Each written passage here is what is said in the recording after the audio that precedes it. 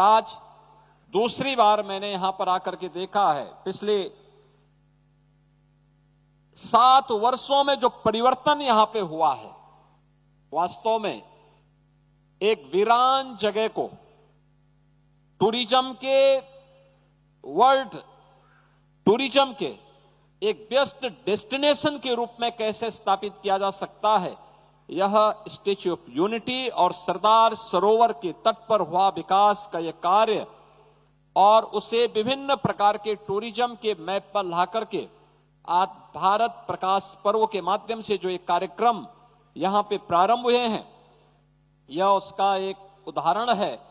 और मैं इसके लिए आदरणीय प्रधानमंत्री जी के प्रति हृदय से आभार व्यक्त करते हुए उनका भी इस अवसर पर हृदय से अभिनंदन करता हूं।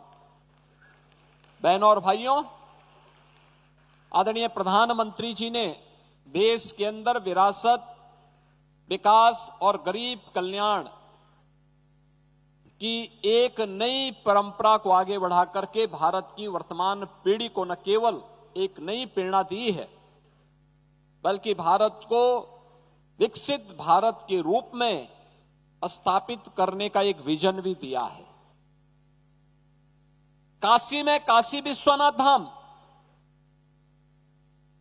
आप देख रहे होंगे, काशी, ये हमारा सौभाग्य है कि देश की संसद में देश के यशस्वी प्रधानमंत्री काशी से प्रतिनिधित्व करते हैं। अविनाशी काशी प्रतिवर्ष 11 से 12 करोड़ श्रद्धालु और टूरिस्ट इस समय वाराणसी काशी में काशी विश्वनाथ बनने के बाद, उसका भव्य स्वरूप सामने आने के बाद प्रतिवर्ष वहां आ रहा है। अयोध्या धाम में कोई सोचता था आज से 11 वर्ष पहले कि अयोध्या में भगवान राम का भव्य मंदिर बन पाएगा? कोई नहीं सोचता था।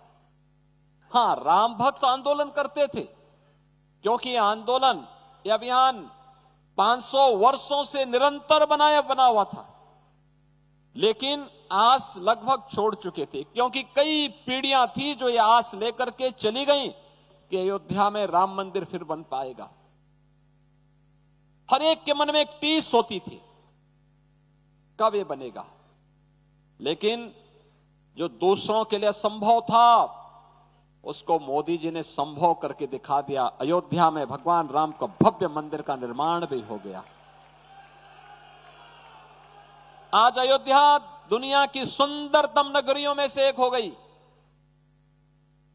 और प्रतिवर्ष 6 से 8 करोड़ श्रद्धालु और टूरिस्ट इस समय अयोध्या धाम में आ रहा है, अयोध्या का दर्शन कर रहा है।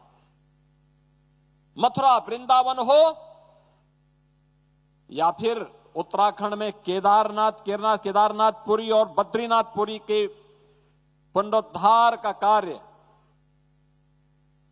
मध्य प्रदेश में महाकाल का महालोक हो या फिर देश के अंदर अलग अलग स्थानों पर भारत की विरासत को सम्मान देने, भारत के अंदर आधुनिक इंफ्रास्ट्रक्चर के माध्यम से भारत के विकास को कैसे आगे बढ़ाया जाना चाहिए और भारत के अंदर भारत के युवाओं की, भारत के अन्नदाता किसानों की, भारत के श्रमिकों की, भारत की आधी आबादी महिलाओं की आकांक्षाओं के अनुरूप भारत का समग्र विकास हो सके, उसे किस रूप में प्रस्तुत करना चाहिए, ये प्रधानमंत्री मोदी जी के नेतृत्व में आज जब भारत दुनिया के अंदर तेजी के साथ उभरती हुई एक अर्थव्यवस्था के रूप में आगे बढ़ी है, उन स्थितियों में अपनी आस्था के साथ साथ विरासत के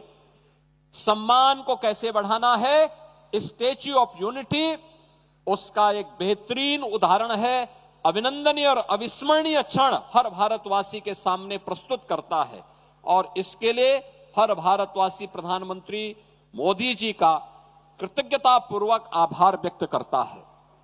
बहनों और भाइयों, सरदार वल्लभ भाई पटेल भारत की अखंडता के शिल्पी, ब्रिटिशर नहीं चाहते थे कि भारत एक रहे। उन्होंने शरारतपूर्ण तरीके से भारत का विभाजन केवल भारत और पाकिस्तान के नाम पर ही नहीं किया था, बल्कि उनकी शरारत थी कि भारत को दर्जनों इतने टुकड़ों में बांट डालो कि भारत फिर एक न रह सके और फिर ब्रिटिशर की तरह भी लोग आशा भरी निगाहों से देखें। लेकिन भारत माता के सपूत, जिनका जन्म इसी गुजरात की धरती पर करमसद में हुआ था, लौह पुरुष सरदार वल्लभ भाई पटेल ने अपनी दूरदर्शिता के कारण न केवल उस समय भारत को बल्कि 563 देशी रियासतों को भी भारत गणराज्य का हिस्सा बना करके वर्तमान भारत को एक भारत के रूप में जहां रखा, तो प्रधानमंत्री मोदी जी उसी एक भारत को श्रेष्ठ भारत बनाने के लिए उनके नेतृत्व में 11 वर्षों में हम सब भारत के अंदर देख रहे हैं, हम सब देख रहे हैं। और कितना सुखद संजोग है कि अरुणाचल प्रदेश, जहां भारत का पहला सूर्य उगता है, अरुणाचल प्रदेश से लेकर के और द्वारिकापुरी तक का पूरा भाग आज यहां पे जुड़ रहा है। अरुणाचल प्रदेश का प्रतिनिधित्व कर रहे हैं वहां के ऑनरेबल गवर्नर, और गुजरात की धरती पर सरदार साहब के इस पावन धरा पर स्टैच्यू ऑफ यूनिटी के सानिध्य में ये भारत प्रकाश पर्व के इस आयोजन के साथ हम सबको जुड़ने का अवसर प्राप्त हो रहा है। ये सचमुच पिछले 7 वर्ष में जो विकास यहां का हुआ है, यह स्टैच्यू ऑफ यूनिटी और सरदार सरोवर के तट पर हुए विकास और टूरिज्म के एक बेहतरीन केंद्र को ही हम नहीं देख रहे हैं, ये भारत के विकास की एक प्रतिकृति भी है। भारत का विकास इन्हीं मूल्यों पर, इन्हीं आदर्शों पर हुआ है। और भारत प्रकाश पर्व इस बात का उदाहरण है।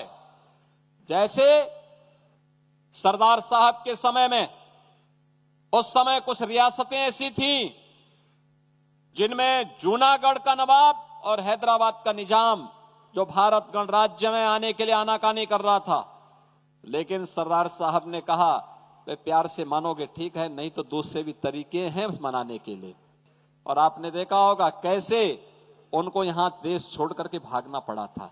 नया भारत, नया भारत भारत की सुरक्षा, भारत की संप्रभुता और भारत की अखंडता के साथ कोई समझौता नहीं करता है। जो भारत की सुरक्षा में सेंध लगाएगा उसकी कीमत चुकाएगा। जो भी भारत के नागरिकों की सुरक्षा में सेंध लगाने का दुस्साहस करेगा उसकी कीमत उसको चुकानी ही पड़ेगी। ये नया भारत समय आने पर उस प्रकार का जवाब देता है। पिछले 11 वर्षों में हमने इन सब कार्यों को अपने आंखों से देखा है, हर भारतवासी ने इसको महसूस किया है। आज सरदार सरोवर के इस तट पर स्टैच्यू ऑफ यूनिटी के सानिध्य में होने वाले प्रकाश पर्व के लिए मैं गुजरात सरकार और इससे जुड़े हुए उन सभी महानुभावों का हृदय से धन्यवाद करता हूं, हृदय से अभिनंदन करता हूं और विश्वास करता हूं ये प्रकाश पर्व, ये भारत प्रकाश पर्व भारत में एक भारत श्रेष्ठ भारत के प्रधानमंत्री मोदी जी के विजन को पूरे देश के अंदर हर एक टूरिज्म के उस स्पॉट पर, चाहे वह स्पिरिचुअल टूरिज्म का हो, इको टूरिज्म का हो, हेरिटेज टूरिज्म का हो या फिर किसी भी प्रकार के टूरिज्म से जुड़े हुए एडवेंचर से जुड़ा हुआ हो, इन सभी स्थलों को इसी प्रकार से भारत पर्व के रूप में एक भारत श्रेष्ठ भारत के रूप में आगे बढ़ाने में अपना योगदान दे पाएंगे।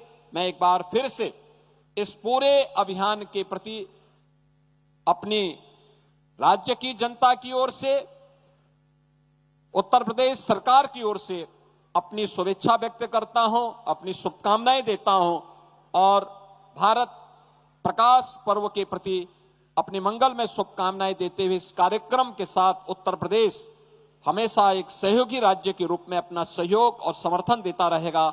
इस बात के लिए अपनी यहां पे प्रतिबद्धता को व्यक्त करते हुए अपनी शुभकामनाएं देता हूं। धन्यवाद। जय हिंद। बहुत बहुत बहुत आभार माननीय योगी आदित्यनाथ जी आपका, आपके प्रेरणादायी उद्बोधन के लिए। आपका व्यक्तित्व पूरे भारतवर्ष, पूरे हिंदुस्तान के लिए प्रेरणादायी है। बहुत ही। तो आप सीएम योगी आदित्यनाथ को सुन रहे थे, जो कि गुजरात के एकता नगर पहुंचे और वहां पर उन्होंने अपना संबोधन दिया। बता दें आपको, सीएम योगी आदित्यनाथ गुजरात के दौरे पर रहे और उसके बाद वो केवड़िया पहुंचे। केवड़िया में उन्होंने स्टैच्यू ऑफ यूनिटी, वहां पर पुष्पांजलि अर्पित की।